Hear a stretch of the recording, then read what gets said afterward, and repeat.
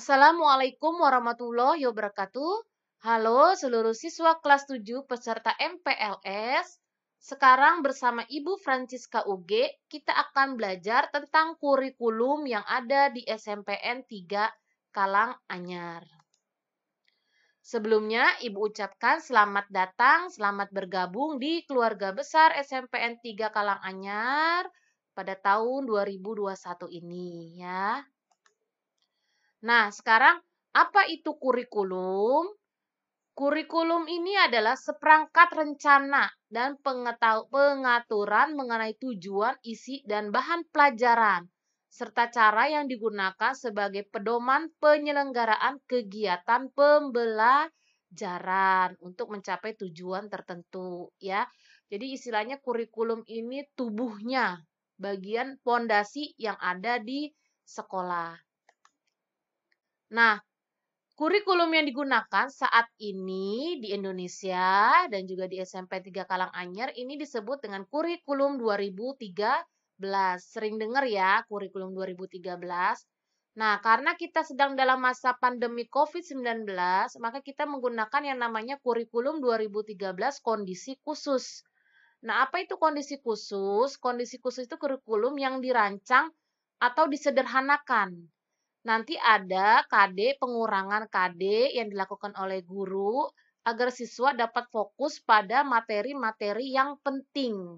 Jadi hanya materi misalnya yang hanya diajarkan yang bisa diajarkan melalui PJJ ya, jarak jauh agar bisa mudah tersampaikan ke siswanya.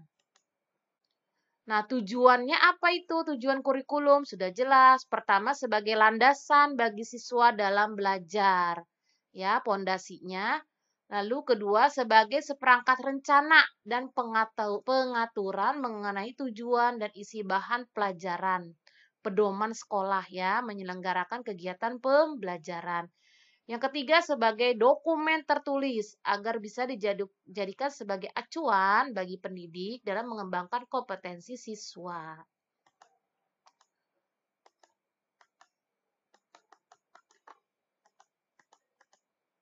Nah, di sini apa itu? Apa aja muatan yang ada di kurikulum? Nah, satu ada yang namanya mata pelajaran, kayak bahasa Indonesia, bahasa Inggris ya, yang ada di SD kan ya. Lalu kedua ada yang muatan lokal. Nah, muatan lokal di SMP 3 Karanganyar itu muatan lokal bahasa daerah, yaitu bahasa Sunda. Nah, yang ketiga ada pengembangan diri. Pengembangan diri itu ada dua, ada tentang pelayanan konseling, BK. Ini dilakukan oleh wali kelas masing-masing. Jadi nanti kamu kalau ada masalah apapun yang berkaitan dengan sekolah, teman, keluarga, kalian bisa mencari solusi atau bisa mencari bimbingan dari wali kelasnya masing-masing ya. Lalu yang B ini kegiatan ekstrakurikuler. Ada ekstrakurikuler wajib, ada ekstrakurikuler pilihan. Ekstrakurikuler wajib itu pramuka, ya. Ekstrakurikuler pilihan itu di Espentikal ada atletik, ada volley, ada storytelling, ada kir, ada sand club dan sebagainya. Cuman sayang kita lagi pandemi COVID, jadi untuk pengembangan dirinya, untuk kegiatan ekstrakurikulernya masih belum bisa dilaksanakan ya. Nah, di sini ada struktur muatan kurikulum yang ada di SMPN 3 Karanganyar. Di sini ada alokasi waktunya ya. Kalian kelas 7 sama juga dengan kelas sama kelas 9. Nah, ini nanti nih. Jadi ntar kalau kalian belajar agama Islam itu 3 jam per minggu, PKN 3 jam ya. Pokoknya satu minggu itu kalian belajar 40 jam pelajaran. Di sini ada 11 mata pelajaran nanti ya yang akan kalian pelajari. Nah, SMP itu perbedaan dasarnya pada SD itu kalian bisa perhatikan ya. Di SMP nanti guru kelasnya atau guru mata pelajarannya akan berbeda-beda. Kalau di SD kan namanya guru kelas ya, memegang pelajaran bahasa Indonesia, PKN, IPA. Nah, kalau di SMP itu tiap mata pelajaran akan berbeda gurunya.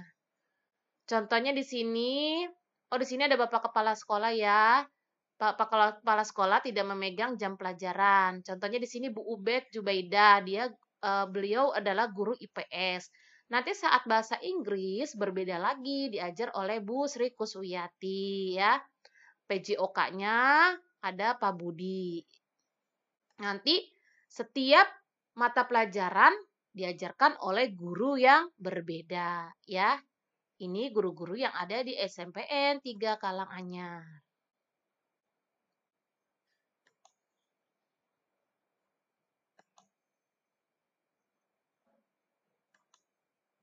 Nah, ini contoh pembelajaran di SMPN 3 Karanganyar. Kita nanti insya Allah saat COVID sudah berakhir, kita bisa masuk ke kelas ya. Rame-rame kita belajar bersama. Di sini saat sholat zuhur, kita berjamaah. Setelah pulang sekolah, jangan pulang dulu, kita sholat dulu. Lalu di sini saat kita kurban, di sini saat pembelajaran di kelas ya. Menyenangkan ya. Sabar dulu ya. Nah, ini kegiatan pengembangan diri. Ini kegiatan pramuka. Ini kita voli, ini futsal. Ini saat acara kelas meeting. Biasanya dilaksanakan itu setelah Desember, setelah ujian semester. Ini acara perpisahan. Nah, sekarang ada yang namanya penilaian. Kita belajar pasti juga tujuannya akhir biar tercapai harus dilakukan penilaian ya. Penilaian adalah proses pengumpulan dan pengolahan informasi untuk mengukur pencapaian hasil belajar peserta didik ya. Nanti akan dilakukan penilaian setelah kalian melakukan proses kegiatan belajar mengajar. Nah, di sini sistem penilaiannya itu macam-macam ya. Ini ada otentik, guru, ada penilaian diri, ada penilaian proyek, ada ulangan harian, ada PTS, ulangan tengah semester, ada yang namanya ujian sekolah. Nanti akan diberitahunya lebih lanjut ya oleh guru mata pelajarannya masing-masing. Nah, tekniknya bisa dilihat dari penilaian sikap, pengetahuan, dan keterampilan. Di sini adalah model rapor SMP, udah nggak aneh ya. Di SD juga kan kalian menerima rapor. Nah, di SMP juga ini contoh penilaian rapor di SMP. Nah, ini kriteria ketuntasan minimal atau KKM. Ya, nilai batas paling rendah untuk kalian mencapai ketuntasan. Ya, ini nanti akan dijelaskan oleh guru mata pelajarannya masing-masing. Setiap KKM-nya pada mata pelajarannya akan berbeda. Ya, contoh matematika. Matematika itu KKM-nya 70. Maka nilai kamu itu minimal paling rendah adalah 70. Ya. Nah, ini contoh KKM pada rapor. Jadi misalnya PAI 75, nilai kamu 83, maka predikatnya C. Nanti kalau nilai kamu di bawah 75, maka kamu nilainya D. Nggak boleh ya. Minimal itu harus C. Lebih baik B dan A ya.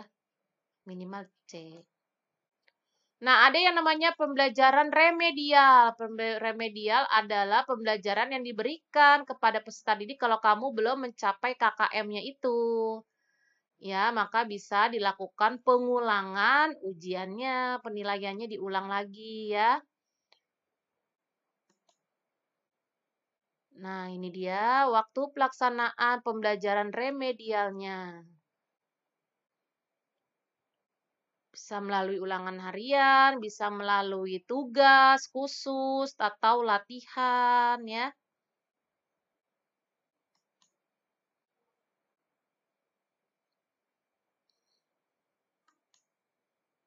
Nah, sesudah remedial ada yang namanya pengayaan. Ini untuk anak-anak yang sudah bisa atau sudah menguasai materi yang diajarkan oleh guru, maka bisa melakukan pengayaan atau penambahan materi biar kamu lebih pintar lagi. Ya, pembelajaran pengayaan ini memberikan kesempatan bagi peserta didik yang memiliki kelebihan sehingga mereka dapat mengembangkan minatnya, bakatnya.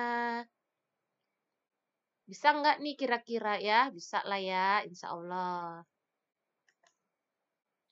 Nah, ini dia kriteria kenaikan kelas. Udah belajar, udah melakukan penilaian, maka waktunya kalian kenaikan kelas. Ini kriterianya ya. Pertama, menyelesaikan seluruh program pembelajaran 2 semester pada tahun pelajaran yang diikuti.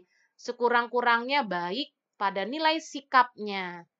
Ekskul wajibnya pramukanya minimal baik ya. Tidak memiliki lebih dari 2 mata pelajaran yang nilai kompetensinya di bawah KKM ya. Lalu berdasarkan hasil rapat pleno Dewan Guru. Nah, kriteria kelulusan ini kalau kalian sudah belajar sampai kelas 9, maka ini kriteria kelulusannya. Kalian jika lulus, kalian bisa melanjutkan lagi ke jenjang yang lebih tinggi, bisa ke SMA atau ke SMK. Nah, selesai ya. Nah, ini contoh, ini kakak-kakak alumni tahun pelajaran kemarin 2021 ini contohnya ya. Mereka sudah menuntaskan pembelajaran di SMPN 3 Karanganyar dan sekarang telah menjadi alumni di SMPN 3 Karanganyar. Ini kelas 9B, ini kelas 9C. Semoga Ibu doakan kalian bisa berhasil menempuh pendidikan di SMPN 3 Karanganyar selama 3 tahun ya. Kita belajar bersama, jangan menyerah. Nanti insya Allah secepatnya kita bertemu di sekolah ya. Demikian yang Ibu bisa sampaikan saat ini. Jika belum paham, nanti bisa dibaca lagi materinya yang akan diberikan oleh Ibu ya. Terima kasih. Wabillahi taufiq walhidayah. Wassalamualaikum warahmatullahi wabarakatuh.